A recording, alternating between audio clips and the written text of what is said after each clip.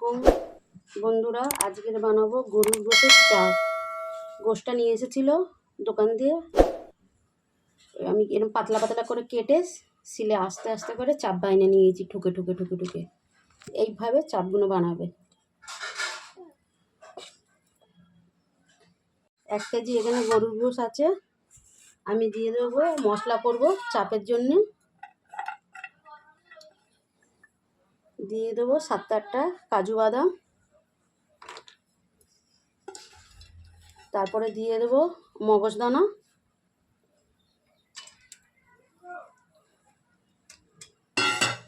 মিক্সিটা করে নেব। বাইরে যখন ধুয়েছিল তখন আমি কেটে ধুয়ে নিয়েছিলাম, নিয়ে তারপরে সিলে থেতেছি। নাই থেতে ধুলেও ভালো লাগবে না, জল থেকে যাবে। এইরকমভাবে সব করে নেবে, পিসগুলো করে সিলে পাতলা পাতলা করে কেটে সিলে থেতে নেবে। আমি এখন দিয়ে দেবো কাজু বাদাম, মগজদানা পেঁচা দিয়ে দিচ্ছি।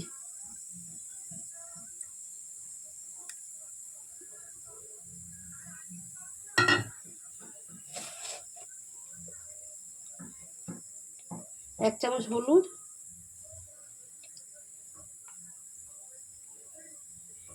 1 চামচ লঙ্কা, টক দই,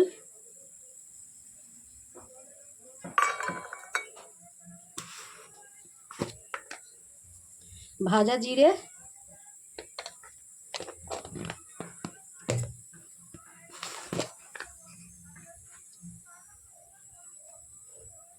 ধনের গুঁড়ো 2 চামচ, ধনের গুঁড়ো ছোটো চামচ ধনের গুঁড়ো দিয়ে দেবো।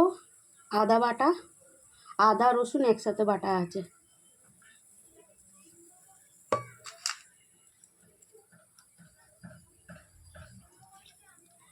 দিয়ে দেবো তেল,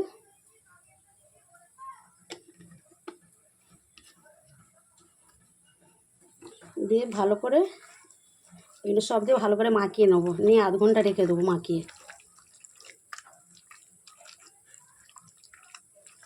আধ ঘন্টা হোক 1 ঘন্টা হোক মাখিয়ে রেখে দিলে ভালো হয় জিনিসটা।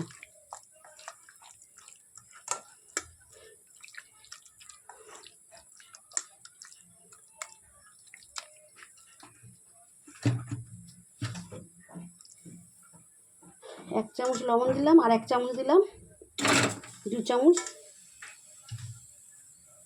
চামচ লবণ।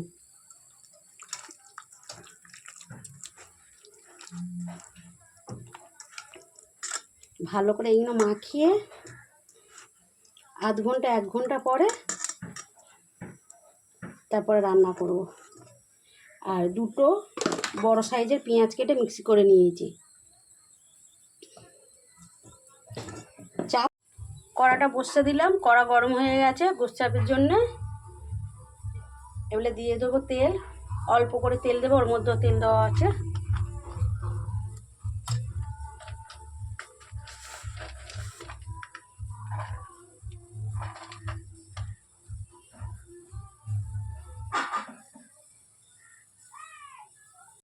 এলাইচি, লং, ডালচিনি,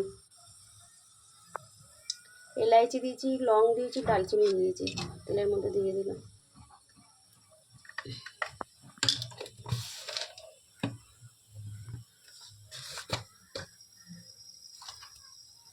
তেজপাতাটা ভালো করে ধুয়ে নিয়েছি, এবার দিয়ে দেবো তেজপাতা 2খানা।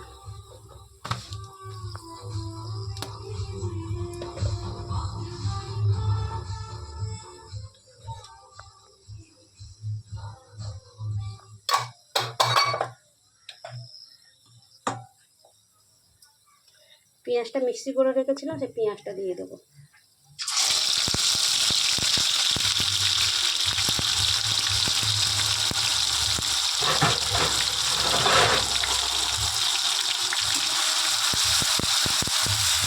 তাহলে ভালো করে পেঁয়াজটা লাল লাল করে ভেজে নেব। পেঁয়াজটা ভাজা হয়ে গেছে। তাহলে আমি সেই গরুর মাংসটা চাপ করার জন্য মশলা মাখিয়ে রেখেছিলাম, আধ ঘন্টা রেখেছিলাম। আর আপনারা চাইলে 1 ঘন্টা রাখতে পারেন। তাহলে গরুর মাংসগুলো দিয়ে দেবো।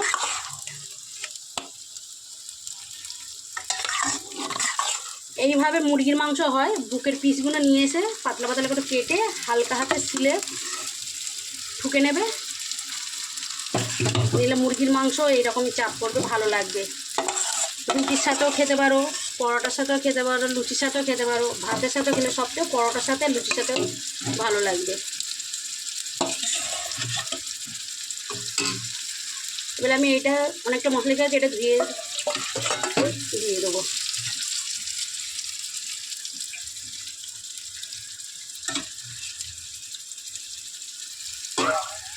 এটা দিয়ে দিলাম।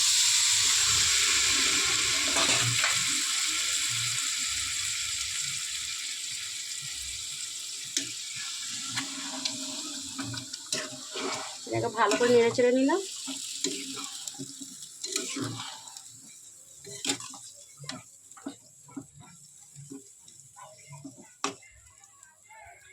এটা ঢাকা দিয়ে দেবো, মশলার গন্ধটা চলে যাবে। ভালো করে কষিয়ে নেবো এটা ঢাকা দিয়ে, তারপরে ঝোল দেবো। ভালো করে কষিয়ে নিয়ে এটা মশলার গন্ধ চলে যাবে, না মশলার গন্ধ থেকে যাবে। ঢাকা দিয়ে দিই।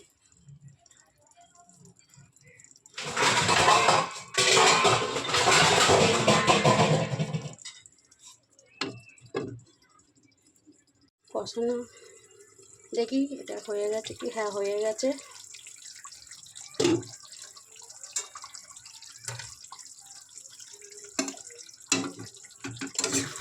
ভালো করে এইভাবে কষিয়ে নেবে।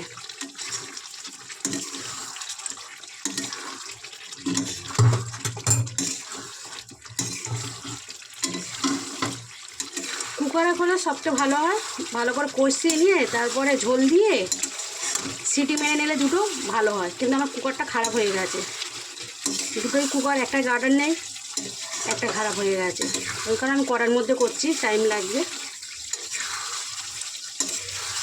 কুকারের মধ্যে করলে 5 মিনিটে হয়ে যাবে, দুটো সিটি মারলেই হয়ে যাবে।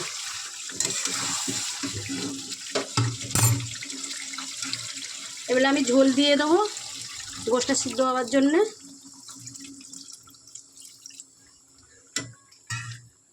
কেন আমি কুকারে করলাম না বলে অনেকটা ঝোল দিলাম সিদ্ধ হওয়ার জন্য।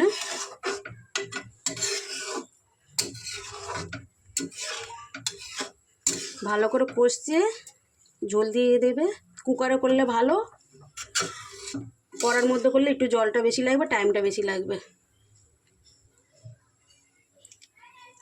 এবারে আমি ঢেকে দেবো।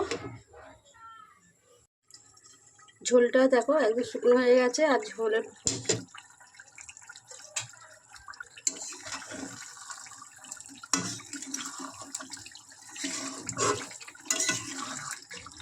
তেল কি ছেড়ে দিয়েছে, একদম চাপ টেবিলে ঠিক আছে। এটা আমি দিয়ে দেবো গরম মশলার গুঁড়ো এর মধ্যে।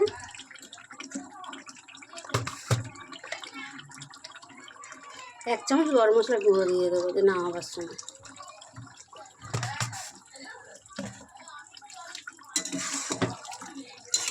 যেইভাবে আমি বানালাম ওইভাবেই বানাবে। কুকার হলে সবচেয়ে ভালো হয়। আমার কুকারটা খারাপ বললাম।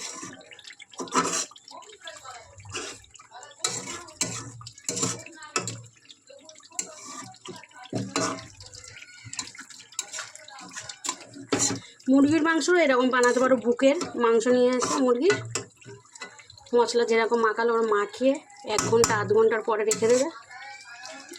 মুরগির মাংসরও চাপ হয়, একদিন দেখাবো ভিডিওতে। আজকে গরুর মাংস বানালাম। মুরগি